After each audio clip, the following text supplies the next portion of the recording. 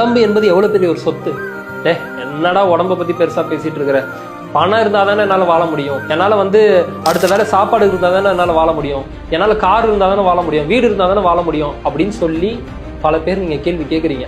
ஆனா இந்த உடம்பு சரியாக இல்லை அப்படின்னா முதல்ல நீங்க எப்படி செயல்படுவீங்க? அப்ப இறைவனின் படைப்பில் எல்லோருமே மிகப்பெரிய ஒரு சொத்தின் அதிபதியாக தான் இருக்கும். ஆனா வேறு சில சொத்து தான் முக்கியம், இதெல்லாம் ஒரு சொத்து இல்லைன்னு ஃபீல் பண்றதுனால இந்த சொத்தை வச்சிருந்தாலும் இந்த சொத்துக்கான ஒரு மதிப்பும் கொடுக்கறது இல்ல, இதை நம்ம பேணி காக்குறதும் இல்லை.